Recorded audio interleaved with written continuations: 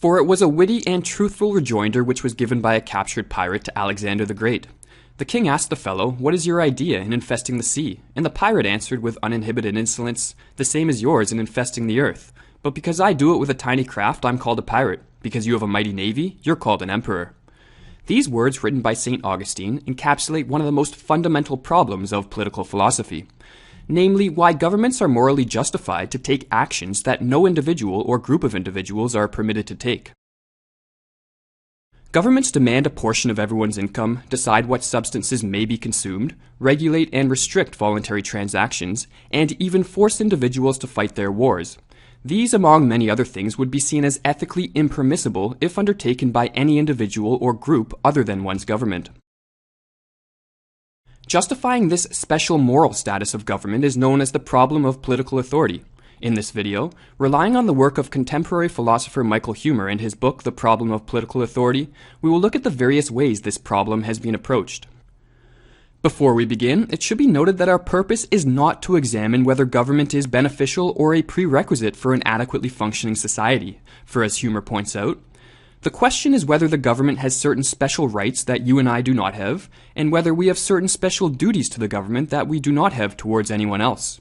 A government, just like a private vigilante, could be highly beneficial and yet still lack authority.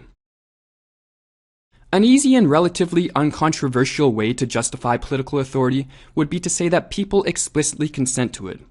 This was the route that the 17th century philosopher John Locke took with his social contract theory. As the name implies, the social contract theory is based on the idea that there is a contractual relationship between the government and those governed.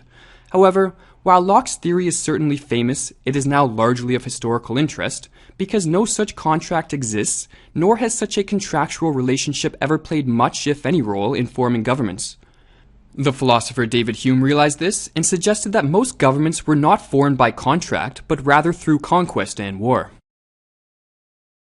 The lack of evidence to support John Locke's theory has not led philosophers to completely abandon the consent theory of government. Rather, instead of suggesting that there is some form of explicit consent between the government and governed, it is now suggested that the consent is implicit. Implicit consent is consent granted not through any verbal or written communication, but through one's conduct. Huemer suggests that there are four main ways that people can potentially grant implicit consent to their government. Firstly, there is the case of passive consent. This is where one expresses agreement to a proposal simply by refraining from opposing it. The second case is that of consent through acceptance of benefits, arising when one commits oneself to accepting certain demands by soliciting or voluntarily accepting benefits to which those demands are known to be attached. The third type of implicit consent can be called consent through presence, arising when one indicates agreement to a proposal merely by remaining in some location.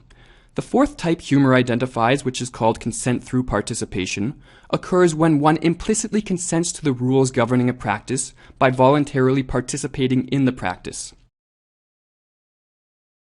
At first glance, one might think that there is a good chance that at least one form of implicit consent justifies political authority, but under closer examination this becomes doubtful. As Huemer points out, in order for a contract or agreement to be valid, whether based on explicit or implicit consent, it must satisfy certain criteria. For example, for an agreement between two parties to be valid, each party must have a reasonable way of opting out. However, short of abandoning one's home and the jurisdiction of one's government, there is really nothing one can do to opt out and prevent being subject to political authority. For this reason, all the implicit consent possibilities for political authority, except consent through presence, fail to meet this criteria of valid consent. As Huemer explains, almost everyone knows that the state will still impose the same laws and the same taxes on one, regardless of whether one objects to the government, accepts a government service, or participates in the political process. Therefore, one's failure to object, one's acceptance of government services, and even one's participation in the political process cannot be taken to imply agreement. Another criteria for consent between two parties to be valid is the requirement that both parties have obligations to each other which, if unfulfilled, grants the other party adequate grounds for terminating the agreement. These days it may be difficult for people to agree on what exactly government is obligated to do, but most will agree that it includes enforcing the rights of citizens and protecting them from criminals both domestic and foreign. Whether one sees this as the only real obligation governments have, or if some claim governments have further obligations, the fact is that governments do not behave in accordance with the criteria of mutual obligation. There are innumerable historical examples of severe government failures to protect their citizens, and few, if any, examples of a government voluntarily abdicating power. In fact, government failures these days tend to result in increased government power, as more laws are passed on the assumption that they will prevent future failings. The inadequacies of the implicit consent theories to justify political authority have led some to suggest that consent arises through the will of a majority as expressed at the voting booth.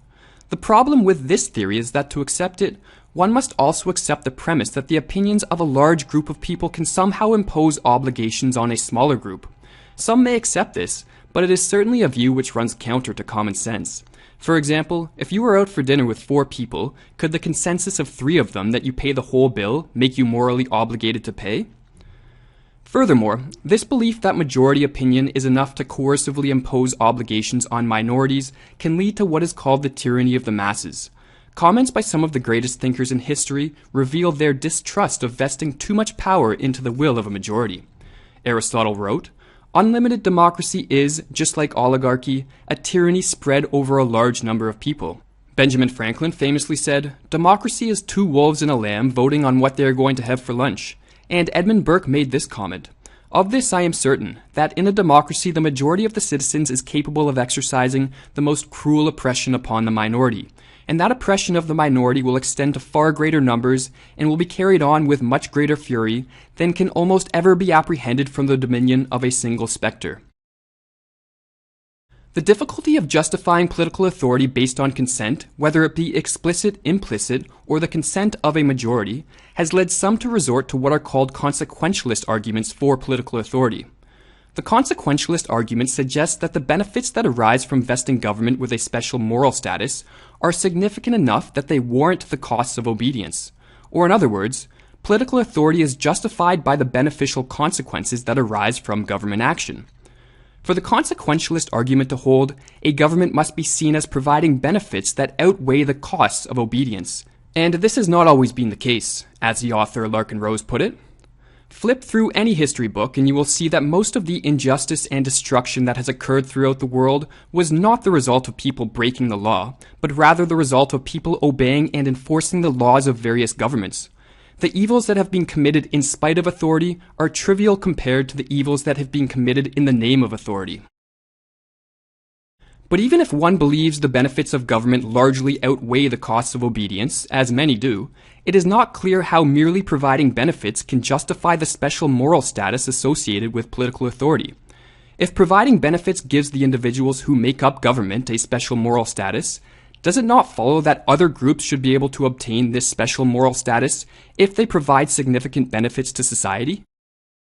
It is doubtful that many people are willing to grant beneficial vigilantes the power of political authority, and so in reply to this question, one may claim that only a government can obtain the elevated moral status of political authority. But such a response would be begging the question, or in other words, assuming what must be proven.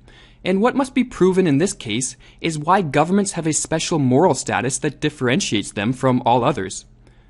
This issue of how providing benefits can confer government, but no others, with a special moral status, coupled with the open question of just how beneficial governments are, makes the consequentialist argument difficult for many to accept.